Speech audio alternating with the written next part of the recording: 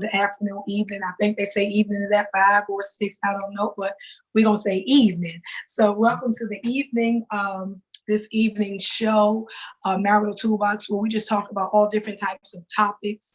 Normally, I have people send in topics, and which I do have a lot of topics in my inboxes, on my phone. So a lot of my topics come from viewers or people with their concerns and suggested choice of topics. I normally pick 3 of the most reoccurring questions, and I normally answer them. I answer from any question that's possible. Nothing is all rocks are turned over. No rock, is not left, not turned over, anything like that. So anything goes on the Marital Toolbox, and we talk about it. We use different tools. Everybody may not be able to use the same tools. Some things work for one marriage and another thing may not work for another marriage. But all in all, we just give a lot of tools. The tools are the suggestions, our wisdom, our experiences, what we found worked for us and what didn't work that maybe you can take and applicate in your marriage, in your relationship, in your family. We talk about family, we talk about children, we talk about divorce, we talk about separation, we talk about just all types of different topics that affect family, from single parenting, a single mother, or single father, which is a lack of a topic, which is not really always talked about sometimes. Single fathers, and working and not working, and just all different topics. But anyway, we're gonna get right in because this is only a half an hour show. And so I to welcome these 2 beautiful people, in which my late husband, Apostle Kevin Lucas, and I had the honor of meeting at an event. Meeting them at this event. I think we've seen them probably before, but I think we formally introduced. I think I formally introduced myself. I don't know. What's going on? That a pastor that he was there, and from that point on, they have just been precious. They was precious to me and Apostle, and we don't get to see each other much, and talk to each other much. Right. We have always loved them, and they're beautiful people. And my guest, and we're gonna keep, because I can keep on talking. My is no other than the ministers. Oh my God, beautiful people. Minister D'Aris, and y'all make sure I'm saying the names right. Minister D'Aris and Kiara. Kiara Farmer. Okay. Kiara Farmer. So we're gonna get right into it. I thought of this topic. This wasn't a topic pretty much that someone submitted or anything like that, but I try to be conscious of, because it's a marital show, but I'm always conscious of different family topics, and and always praying about families and marriages, because right now we are experiencing a very difficult time for families. It is a very difficult time. You got lack of employment, so that means lack of finance. You have so many different things. You have growing children that really don't understand what's really going on. Like my granddaughter, all she want to know, she want to go to school, so she may be homeschooled. She got the surprise of her life, which is she is not really doing too good with. Her mom may not put her back into schooling because she's not comfortable with the social distancing. She don't know, and all that stuff. So she's sitting talking to her now, possibly about homeschool. So this is like breaking my granddaughter. She's 9 years old, breaking her heart, because all they that age is friends. Let me share my potato chips. I want to play with you, and I just want to have fun. All they have on their mind is fun. And it takes we as adults and parents, or whoever their guardianship is, grandma, aunts, are raising children also too, to sit down and really explain to them. And I don't know how many adults or parents are really sitting down explaining to their children actually what is actually really going on, because sometimes we can think that children don't understand, but that is far from the truth. They understand more than we could ever possibly think if we just sit down and have that conversation. Listen, my granddaughter, she is 9, and she said things to me like, I'm like, okay, where did you get that from? Okay, right. Who did hear that from, I'm Right, not, right. I just thought of it. Yeah, yeah. She called me, yeah, yeah. I just thought, I was just thinking. So kids are thinking even when we're not around them, they have their own perception of the view of what they see. We can tell them and train them, but they have their own perception on how they process things around them and how they interpret things. And so Right. our topic this evening is, families dealing with this in the midst of a pandemic. And so I just, you were one of the guys that I thought of, like, okay, I had this, okay, let me get to the farmers, because I said, I see my niecey boo, I see her on her grind. I see Yes. her making it happen. Look, they Yes. got sugar shop. I mean, I Yeah. said, and which I may not be able to pick nothing up, but I will. If you send me a cash app to the babies, I will send Okay. money to the cash app to the babies as soon as we get off. So I may not Yes, drive. ma'am. I don't have to have it, but I will sow a seed into their business when we get off.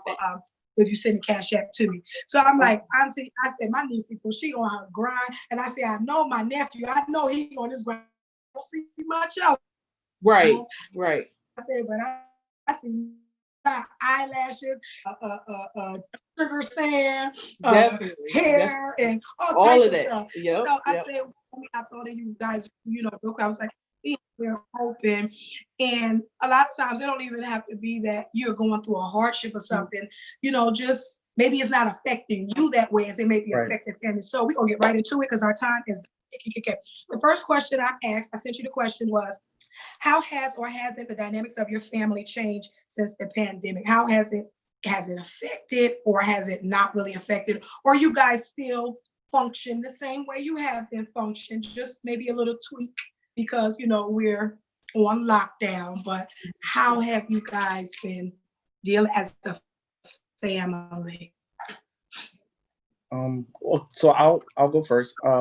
The one thing that changed was abruptly when this pandemic got popular, and the health, the government officials saw that it was coming into America and it was starting to spread.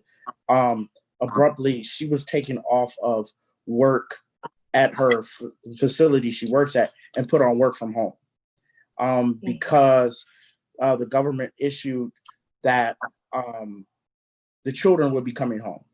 Yes. And so automatic, like just out of nowhere, our world of our schedule just changed out of nowhere. Changed to she's at home, the children are at home, but I'm still going to work for 8 hours. Okay. And so that changed.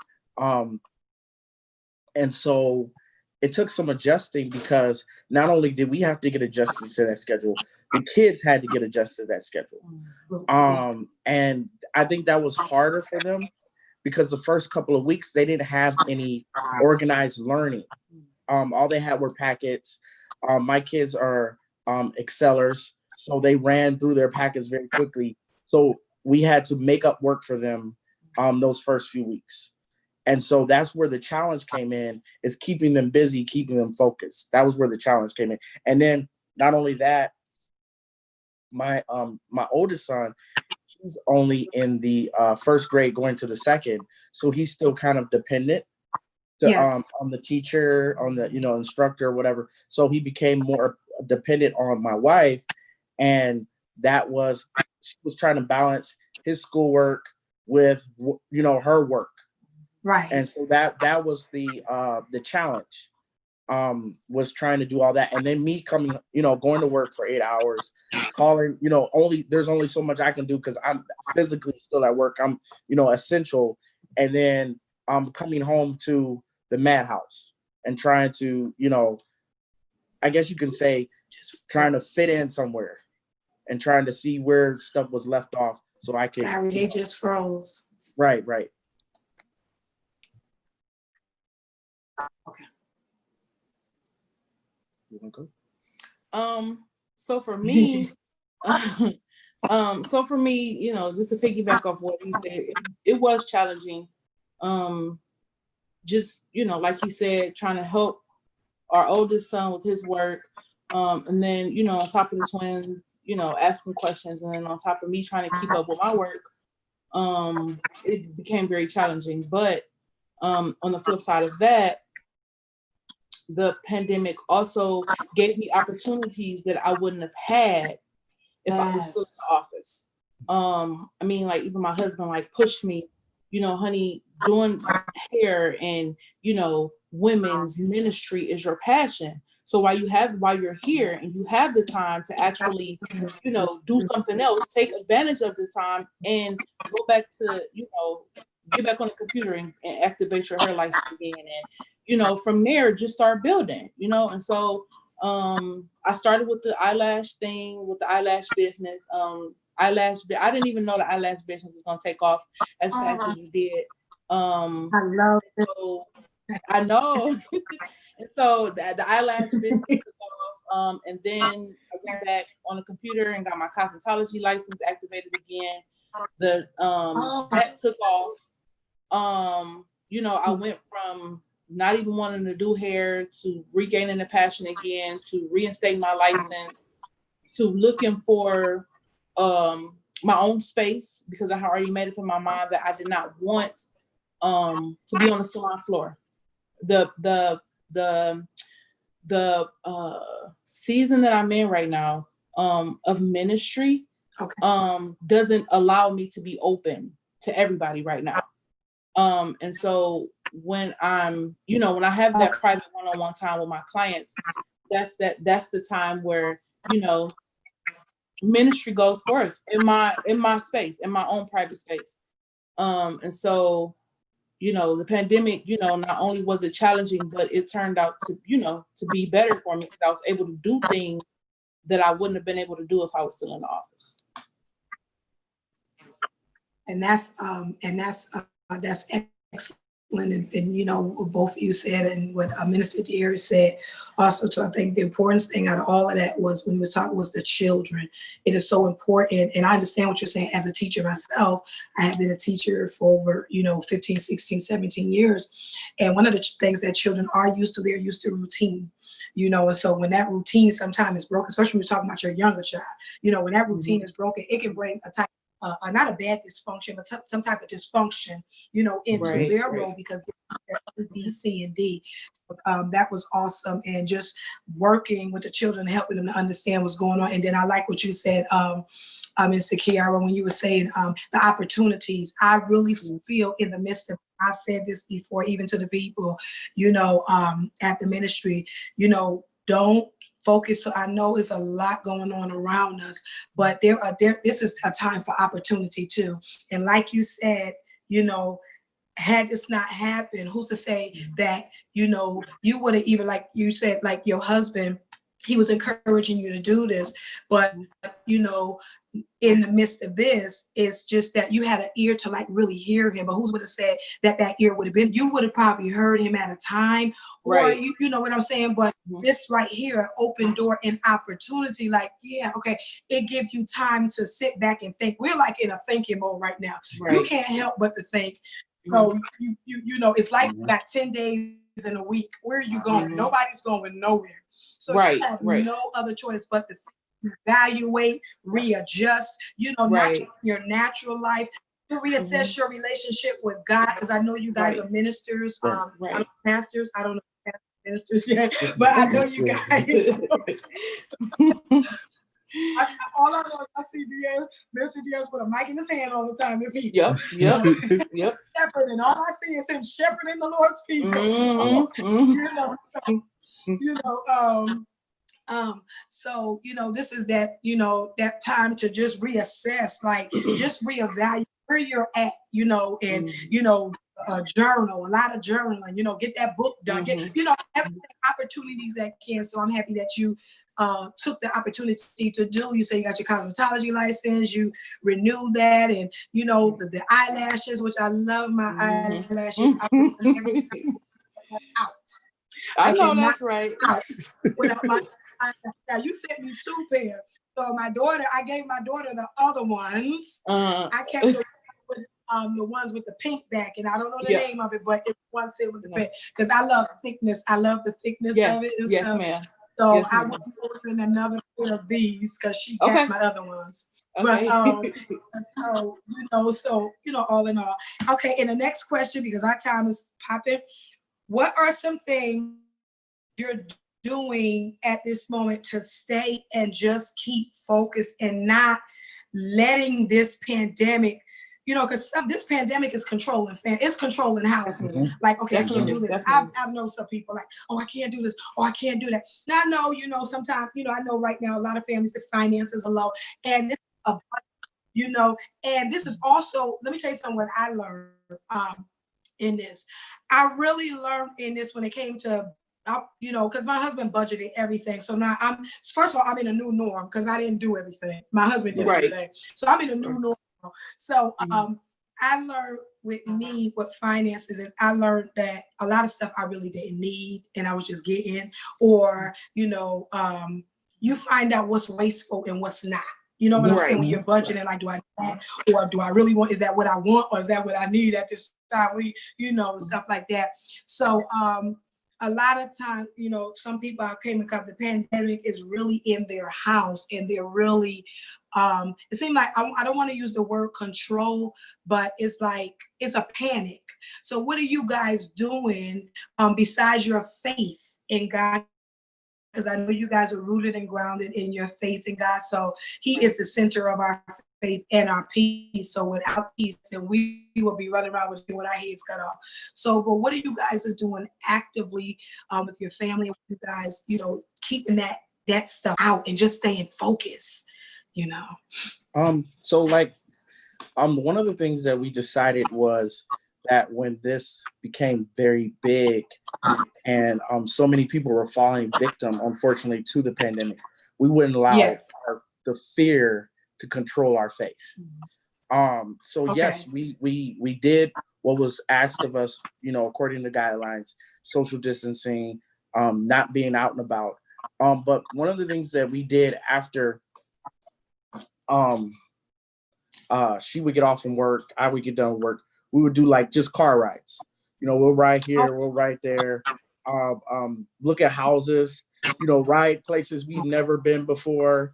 I think one of the funny things was one day we rode past the old Geauga Lake, the amusement park, and there was nothing there. Obviously, anybody that knows what Geauga Lake once was, and now it's nothing there but woods and a body of water.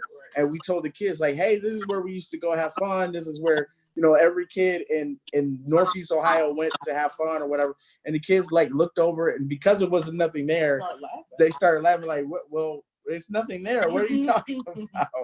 I mean, and they didn't know what was once there, And I think that's one of the things that kept us grounded was the fact that we found ways to have fun in the pandemic. The kids, one of my coworkers taught me a new card game. I came home and tried to teach the kids. The kids already knew about it. So we, card games, watching movies, car rides, lots of car rides. Definitely. Lots of car rides. Yes. Just looking at stuff, seeing stuff. And the thing is, the pandemic made us pay attention to things we wouldn't normally pay attention to. It made us do things that we wouldn't normally do. It made us appreciate each other in a way we wouldn't normally appreciate, because understand, like, our schedules are 8 hours. We was on the same shift. Everything had to be done, when we were at work, going to work. And so when we come home, it was the same thing. It was dinner. Dinner, homework, to bed. Maybe a little hour TV, dinner, homework, to bed. And so it was just like this consistent schedule, Monday through Friday. And then, Friday night, when you saw Friday approaching, like, whew, you live for Friday and Saturday. And then Sunday, it was like that Sunday evening, it was like, okay, we got to go, it was like the same cycle. And so I think that the pandemic for us was sent to break up that cycle, to break up, because now we have more time on our hands. Now we're in the house. Now, we're able to appreciate not only each other's time, our children's time. And then also our kids are expressing things to us they wouldn't normally express to us. They're telling things to us that they wouldn't normally tell us. We're noticing things about them that we wouldn't normally notice. Even when it came to their schoolwork, we noticed things about their focus, about what triggered them, what they were more into, and things like that. Like with my girls, they're twins, but they're opposites. So we noticed things that they weren't focused on or they was distracted by. My son, I noticed things that he was more focused in. And then, in the time we've been talking here, we didn't even mention the most important piece, or one of the most important, our 1-year-old. He'll be 1 in a couple of weeks. Yes. And so when this all happened, he was 9 months. He was only 9 months. And so he was at daycare all day, and then he came home, did his little evening nap, and then we played with him for a little while. He went back to bed. And so this caused us to be able to spend more time with him. Now, I don't know if that was necessarily a good thing, because he's way more spoiled now, way more clingy now, way more attached now. It's so bad now I can't even walk past him without him wanting me to pick him up, or he'll start crying and stuff like that. So I don't know if that was necessarily a good thing, because when they do go back to daycare, whoever has him, they're gonna really have a job on their hands. But it caused us to be able to observe him grow in a way we wouldn't. Caused us to be able to watch him, like he's now pulling up. He's crawling all over the place. He's, he can hold on to stuff and walk along it. That would have been stuff we would have missed being at work for 8 hours. And so that was one of the things. No, I think he covered everything. Sorry. And I like everything you said, and the word that came to me while you was talking was, I don't know, I just heard that word suffocation. And I think this pandemic is like, it can be very suffocating if you allow it to be. It can like suffocate you, like oppress you and depress you. I mean, like just be a weight, if you're really not careful and you really don't observe and pay attention to things that you was just talking about. Okay, so the last final question, because we have 5:51. We're gonna close. I want you guys to close with this is the third question. What advice can you give to families in the midst of this pandemic to keep them from being fearful, and anxious, and to help them to possibly have to cope with, they may have to cope with, this is the new norm. And this just may be it. I'm sure with daycare not being open, families are taxed. They're going, it's like crazy. Parents that really need to get out there and work, their whole life, the dynamics of their family just shifted, so now I got to find an in-home babysitter. I got to find somebody to sit with my children. It's so much that have to be, done. The income is lack, especially with food and different things. And, and I thank God for, with the food stamps, whatever the government's doing with the food stamps for them, because I'm sure that's been very helpful, but what is some advice that you can give to like really help families to really deal with this? Is not a reality, because we know God as believers. So it's not really our reality, but it is a reality that this may be the new norm. What is some advice, like 1 or 2 things or 3 things that you can give in closing to just like help families to like really, even Kiara, which one, a single parent, a single mother? Yes, ma'am. Yes, ma'am. Okay, so even speak from a single part also to happen to, you may not have been in this, but I'm sure you have challenge. I was a single mother. I had challenges, though. Right. Okay, go ahead. So the first things first, always pray. Pray, and ask God to just give you the strength to, allow you to keep going. Another thing I would say is, I had told my husband the other day that, seeing that Corona has, I won't say taken over, that as for me and my house, we're going to continue to live. Right. We have made up in our minds that the coronavirus will not hold us down, because at the end of the day, this is our new norm. We are still going to live. We won't stop living because of the corona. We're still going to take but even in the midst of that, we're still going to take our proper precautions where, we're going to have on our masks, always carry sanitizer, our gloves, anything that we need to do, we're going to do it, but we're not going to stop living because of the coronavirus. Coronavirus has no place over our lives, and it has no place in our house, and coronavirus will not take over us. And so we're going to continue to live. So if I can, encourage you, or it would be to just live, because at the end of the day, this is our new normal. Yes, it is. You don't have to stop, going out with your family, or, going out with your spouse, because even at the end of the day, you and your spouse still need time too, and okay, takeout is cool, all of that. But sometimes you and, your husband or your wife need to go out and just be, it just need to be the two of you, And so, like I said, we're going to take the proper precautions that we have to, that's necessary to keep ourselves safe and protected. We're going to continue to keep our house and our loved ones covered.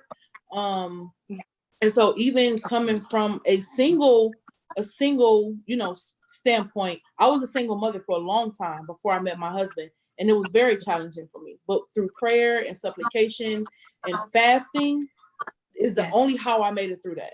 And I thank God that I didn't have to go through it now. But even then, I still had the support. But just being a single mom is a total different thing. And I could go on and on and on and on about being a single mom and coming out of that thing and all of that. So, Auntie, that's another conversation we're gonna have on another day. Yes, we will. Let me know when you're available. Let me know when you're available. And we definitely will. Anytime you tell me, look, I'm ready. I'm ready whenever you tell me. Okay. But yeah, so that's all. So just continue to stay prayed, continue to cover your families, and go out and enjoy life. Like, if you have never enjoy life right now. And set goals. Set goals. This is the perfect time to set goals for your family.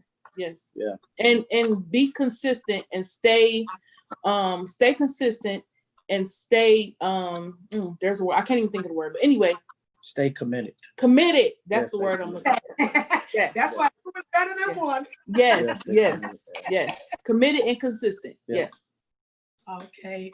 Absolutely. I like what you said. The main big meat of it, to live, because you got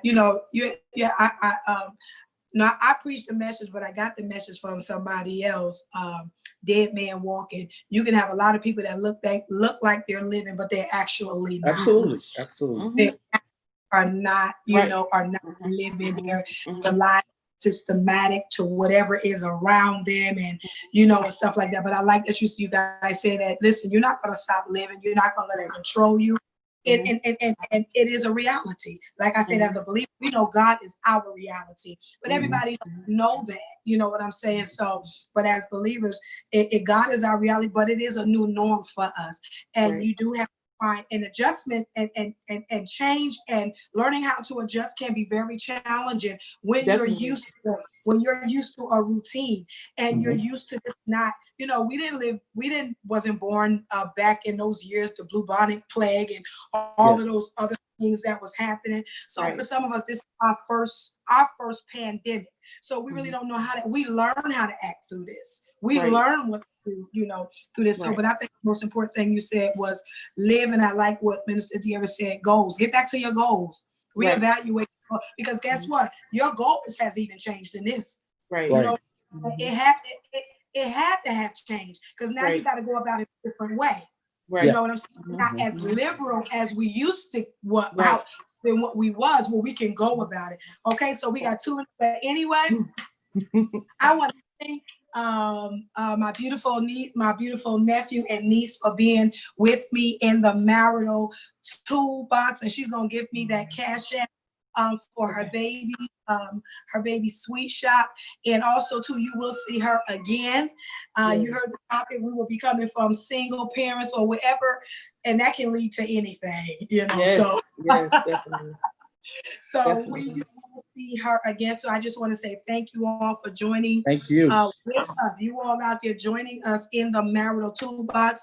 Until next time, not next Tuesday, but the following Tuesday at 5:30, from 5:30 to 6 p.m. I will see you again, and you may see Kiara. All right. So thank you. Bye. Thank you. Bye. Okay, let me see how you.